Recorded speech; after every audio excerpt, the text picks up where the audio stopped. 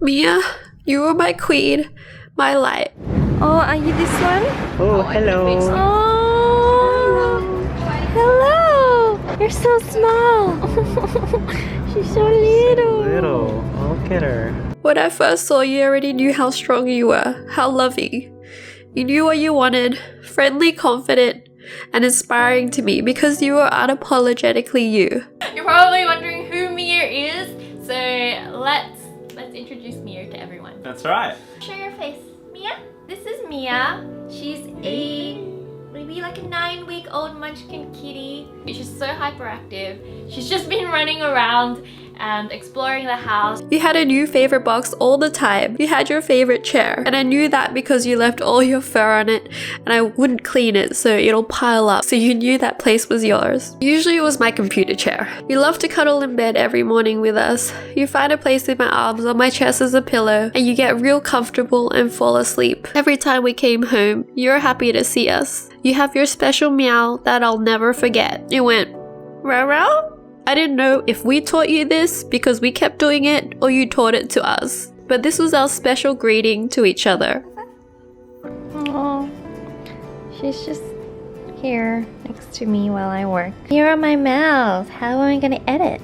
I've always wanted a lap cat and my dream came true. You were with me from when I was early on in my career, not knowing if it would work. You moved with us as we got to move into bigger and bigger houses. You still owned every new place though, no matter where it was, because you were the queen. Even though you were so regal, you had your moments where we saw the goofy side of you. Mia, it's not for you to jump on the box. How am I gonna open the box with you on it?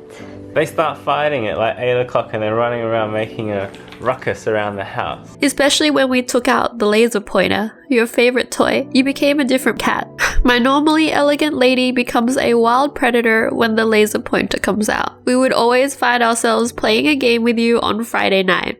We never planned it, but it was always Friday night for some reason. We'd play games like we'd see who you'd like better, me or Max, by persuading you to come to either one of us. We'd try and place rubber bracelets around your paws, and whoever made you notice and move lost. We made up random games and you'd allow us to play even though maybe you thought we were being silly. Thanks for putting up with us, Mia. I remember when we started shooting my YouTube videos around the house, you'd always be so curious. I caught you licking a pumpkin. You'd always try and eat some avocados, which was the first time I saw a cat do that. And sorry, I had to place a slice of bread around you. I hope you didn't mind, but you looked really adorable. You also had the best poses, and I tried to copy them, but you were always better at it. You always had an appetite and loved food. However, later on I discovered your favorite were these little tubes that you squeeze out that we got from the Japanese store. Even in your final days when you lost your appetite and you were in so much pain, I didn't even realize because you mustered up the energy to eat your favorite snacks. It was the only thing you ate. I hope you enjoyed all the snacks we tried to give you. We tried to give you as much as you can eat before the day came. If only I knew how much pain you were in. If only I knew how deadly a piece of string could be. If only I knew you ate it. If only we never moved here so you never got to that piece of string. If only we noticed how sick you were sooner. You were so brave and put on such a brave face that everyone thought it wasn't too bad. The vet thought you had gastritis and we gave you 2 lots of medication for that. And then he found out you had an infection after some blood tests because it wouldn't get better. So we gave you antibiotics. We never thought that string you ate was tied around your tongue and was making you sicker by the day. We didn't even know it was there.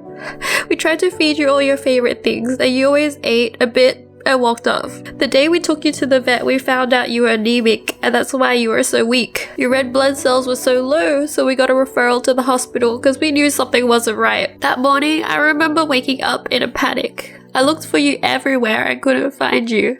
I found you under a shelf behind a box facing the corner that day and I really thought you didn't make it. Your breathing was shallow and you looked so weak. I put my hand on your stomach just to see if you were breathing and I was so worried. I got your favorite snack and started feeding you and you ate it so happily. And I pet you, telling you how much I loved you and you were a good girl.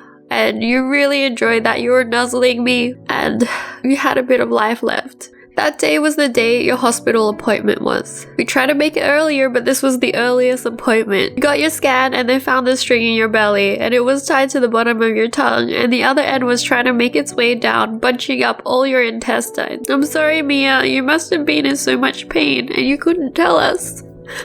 Why couldn't we speak to cats? If I had to pick a superpower now, it would be speak to animals for sure. I used to make fun of that, but not anymore. Maybe then I could have saved you. The only option was to do a surgery.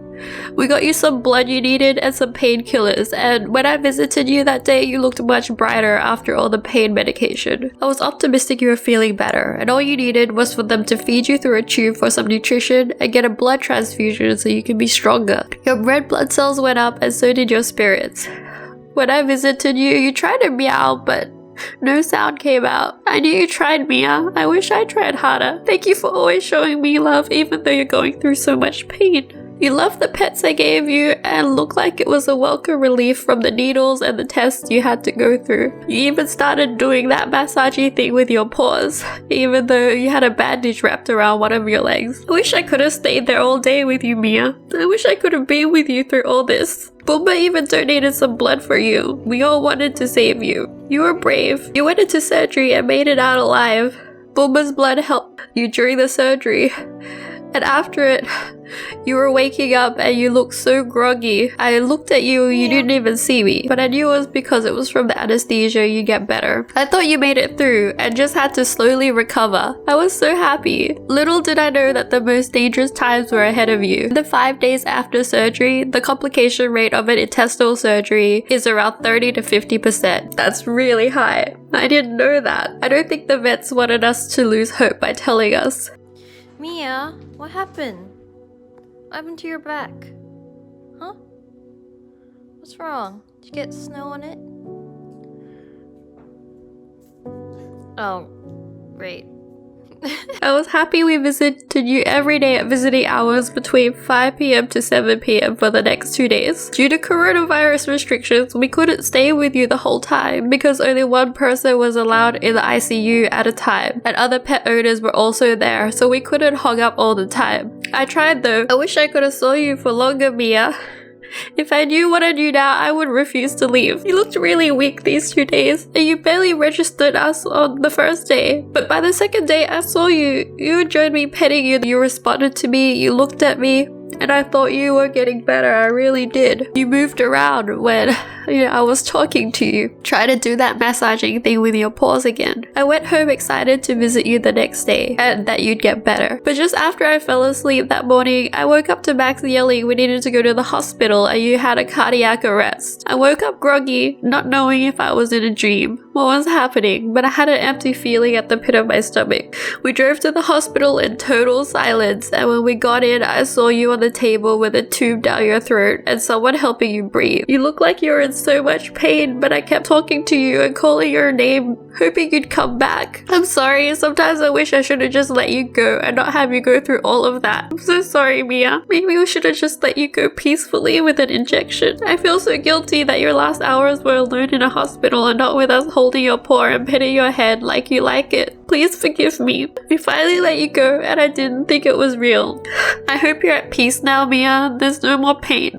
I hope you're playing with your laser pointers and eating your snacks forever. Please don't eat any more strings though. I need you there when I come to visit you. I pet you and held you for 2 hours after, not wanting to leave you. I understand why now owners want to stuff and preserve their pets and keep them in the living room. I really wanted to keep you any way I could. I had to stare into your lifeless eyes and I still couldn't believe what happened.